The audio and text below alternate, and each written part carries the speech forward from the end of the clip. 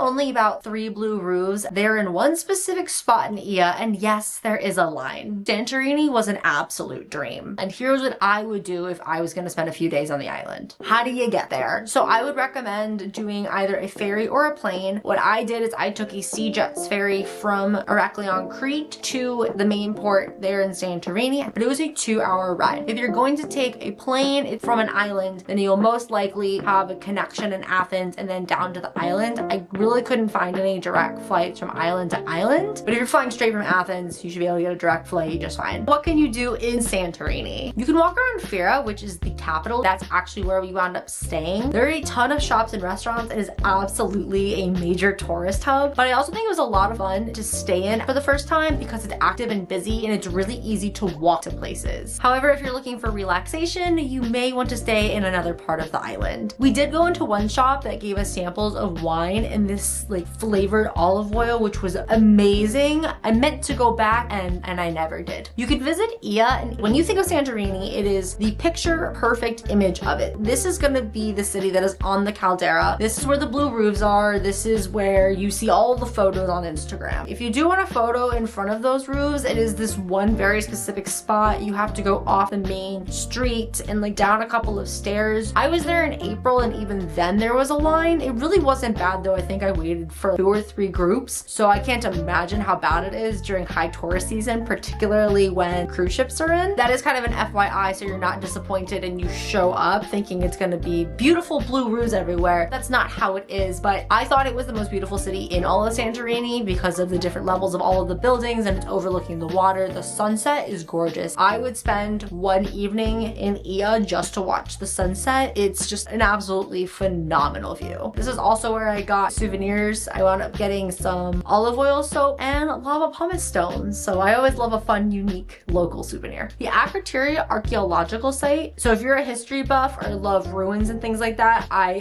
1000%, 1000 out of 10 recommend. It is a really unique place and it's something that I actually didn't know even existed until I started researching myself what to do in Santorini. It's basically Greece's version of Pompeii, except it's 2000 years older than Pompeii. So the whole excavation site is actually protected indoors while you walk around the platforms above. Seeing a 4,000-year-old city that had technology such as toilets inside of one's home was just mind-blowing. It's about 12 euros to get in, or you can buy a combo ticket for 15 euros, and that includes 2 more museums on the island. Unfortunately, I did buy the combo ticket and then ran out of time to see the other museums, but if you have more time, it's a really good deal. Getting here was a little tricky, so make sure that you do drive specifically to the Akrotiri archaeological site. Don't just put in Akrotiri because that's actually also the name of the city where it's located. We wound up having to do a lot of walking after we parked, and there's a private parking lot at the archaeological site, so we just decided we were just gonna put a lot of unnecessary steps in. Just a fun fact if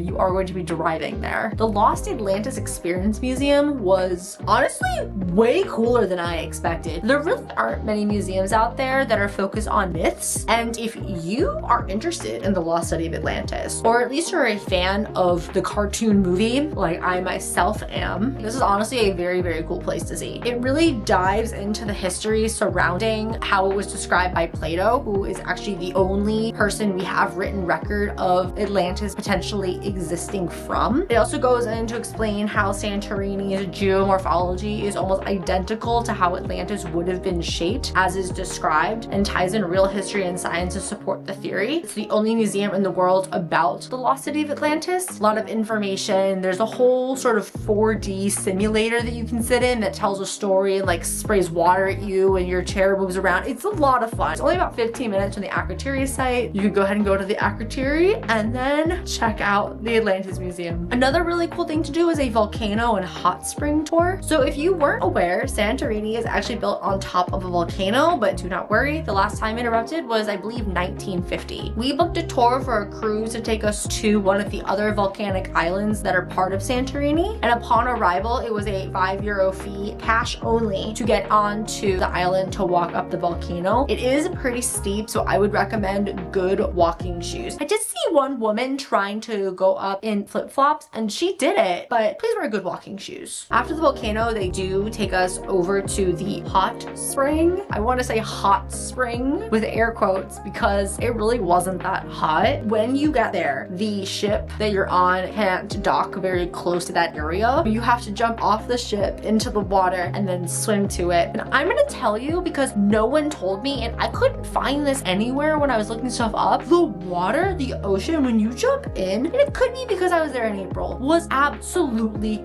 freezing. Holy hell. So once you get into the water and get over the shock value of how cold it is, you swim over to the hot spring, which is honestly more like lukewarm water. We found like little pockets that were warmer, and the area itself, the water is orange. The properties in general are supposed to be really good for healing your skin and be therapeutic and all that stuff. And I mean, I enjoyed it. It was fun until I had to swim back through the cold ocean and get back up onto the ship. Went over to this little island and had lunch. And this one isn't really known for having tourists. They have like a port where they'll take people from these tours, and there's restaurants and things like that. That's kind of it. If you want to go up to where the people live, there's like no tourist infrastructure at all. The tour that I took was about $50 a person. I bought it through Get Your Guide. So if you're interested in checking that out, I will leave the link for the specific one that I did down in the description. Where can you eat in Santorini? Of course, no trip is complete without good food. So a couple of good places that you can eat. The first one I'm going to suggest is Lucky's. This was suggested to me by someone I know. We got this €2 combo deal with fries, I think, and a soda. It may have been around 14 or 15 euros. The owner was super kind, very helpful. When going to visit Ia, I would recommend trying salami or talami. Salami. This was recommended to us by the owner of the hotel that we stayed at. This was the second time that I had grilled octopus on my trip in Greece, and it was about double what I paid in Crete. My boyfriend also did order this like tomato spiny lobster pasta. If you're from the US, we're used to Atlantic lobsters. Spiny lobsters are different. They have a slightly different flavor. I thought it was good, but I'm gonna be honest, I would just order the octopus. Back in Fira, you can try Yogi's gyros. The gyros themselves were also so cheap, I was a little worried about the quality. They were only €3.70 a piece. The pita was also different than I was used to. It was yellow instead of white. I also noticed that I think it got dry a little quickly compared to the white pitas. I mean, maybe it was just the one that I had. But the food itself, delicious. It was really cheap, very filling. We actually came here multiple times. Down near Akrotiri, we went to a restaurant called Portobello. I ordered the lamb cleftico, and it was basically lamb, vegetables, and feta all cooked inside of a stone pot. If you do need more carbs though, I would probably recommend bread, because there was no bread, no rice, no potatoes, nothing. It was, however, really good, and I do recommend it. The staff there were incredibly polite. In Fira, another place you can go is Pelican Kibos. I'm mostly recommending this place for their breakfast, and I ordered their Greek scrambled eggs off their brunch menu. Incredible. And I know like in the US, a lot of times we say Greek eggs and it's like tomatoes and feta cheese. No, these had like tomatoes and this like smoky pork. It was just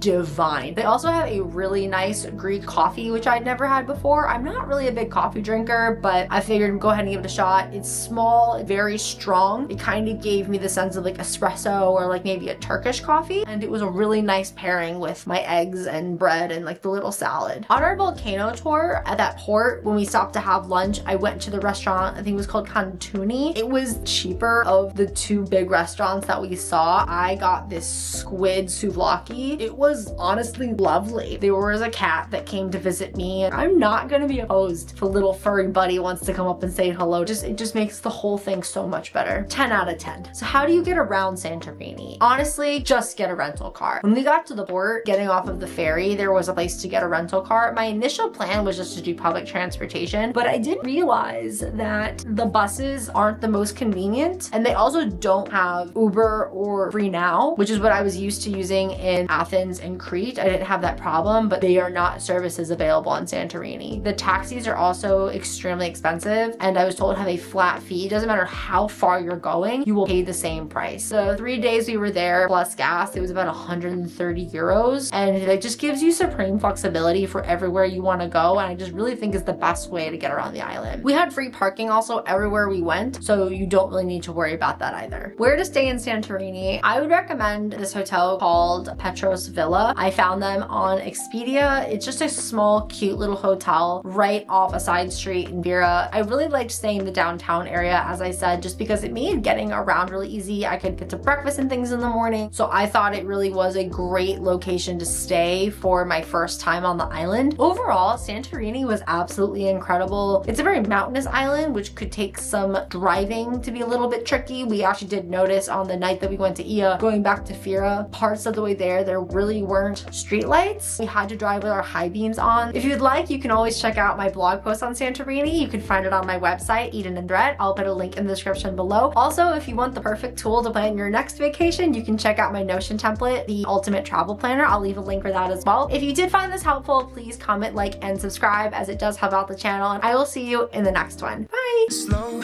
down.